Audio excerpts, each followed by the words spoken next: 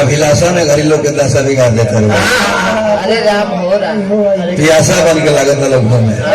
किने बड़ा ये राम हो राम लास्ट में हो जाता है।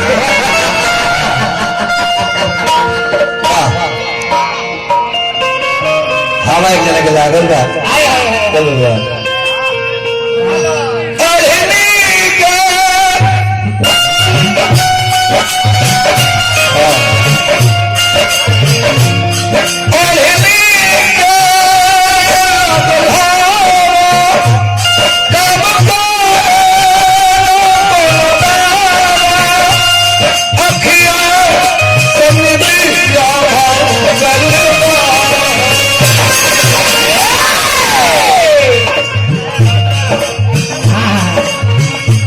ब्यास क्रिया में ब्यास हो जाता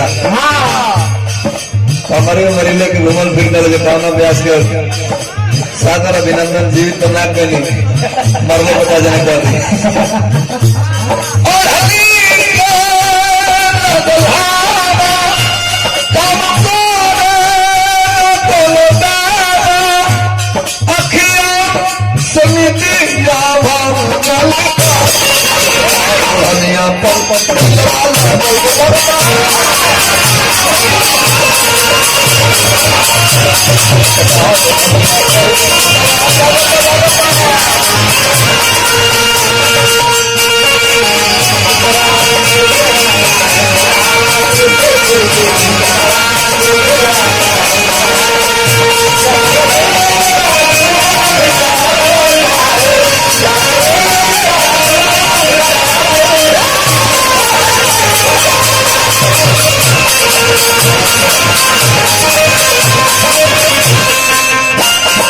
फिर हमारे भगवान निर्भजी सिंह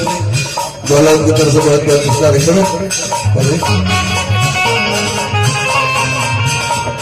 और 4 से 10 सुरेश बाबा महाविद्यालय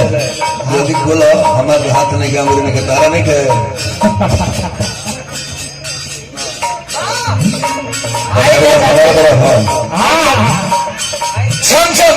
पायल कंगना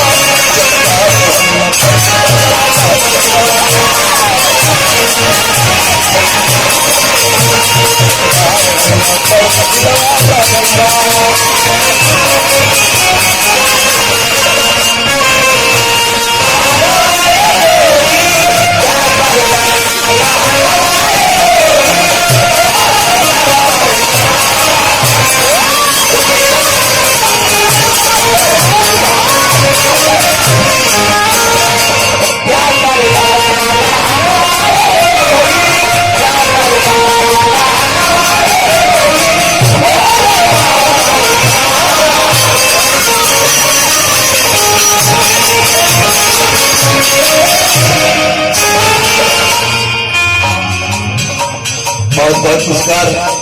हमारा परम सदैव प्रधान विधानसभा श्रीनगर बाबू नगेंद्र सिंह जी हमारे पास प्रधान आशीर्वाद कौन हुआ है घर के वहां के रिश्तेदार लागिले जमाई राजा है विशेष का कहे के वाह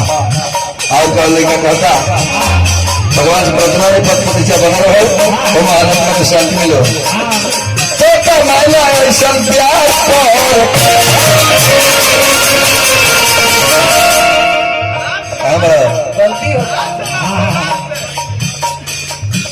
मायना ऐसा प्यार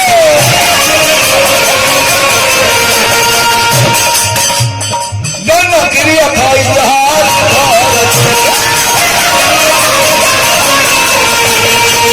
क्रिया खाई जहाज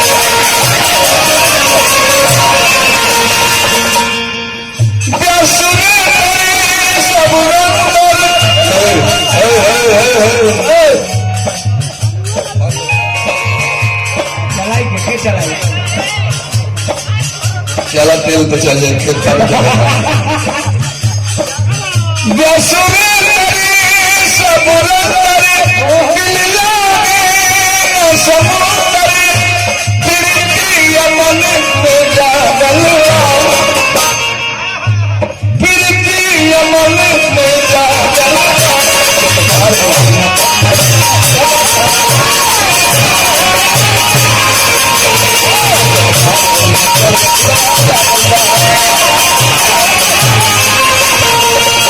चिटका